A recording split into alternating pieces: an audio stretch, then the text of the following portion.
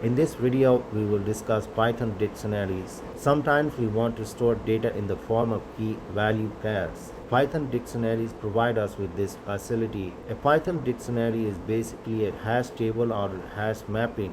In some languages, they might be referred to as associative memories or associative arrays. They are indexed with keys, which can be any immutable type. For example, a string or number can be a key. A dictionary is a collection which is ordered, changeable, and do not allow duplicates. Dictionaries are written with curly brackets and have keys and values. In a dictionary, items are represented in key-value pairs, and key can be used to refer corresponding value in the dictionary. We can use len function to determine how many items a dictionary has. Dictionary items can be of any data type, like string, integer, and boolean. In Python, dictionaries are defined as objects with the data type dict. Because in Python, dictionaries are defined as an object of class dict, it is also possible to use the dict constructor to create a dictionary. We can access the items of a dictionary by referring to its key name inside square brackets. We can also use the get method that will give you the same result. To list all of the keys in a dictionary, we can use keys method, which will return a list of all the keys in the dictionary. Listing keys of a dictionary provide us the means to view a snapshot of the dictionary, meaning that any changes done to the dictionary will be reflected in the keys list. We can change the value of a specific item in a dictionary by referring to its key name.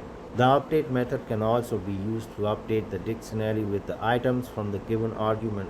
The argument must be a dictionary or an iterable object with key-value pairs. The update method can be used to add new items also. In case if the item does not exist, the item will be added. There are different methods to remove items from a dictionary. First, we can use the pop method, which removes the item with the specified key name.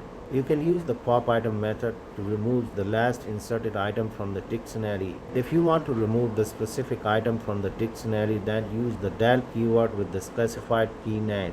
The del keyword can also delete the dictionary completely. The clear method empties the dictionary without deleting it.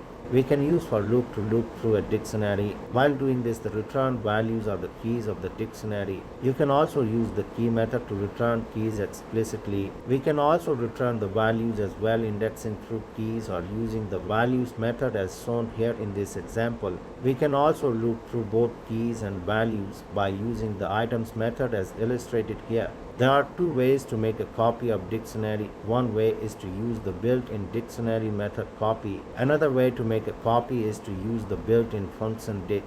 Dictionary containing other dictionaries are known as nested dictionaries. This is it for now. In next part, I will discuss Python functions. Thanks for watching.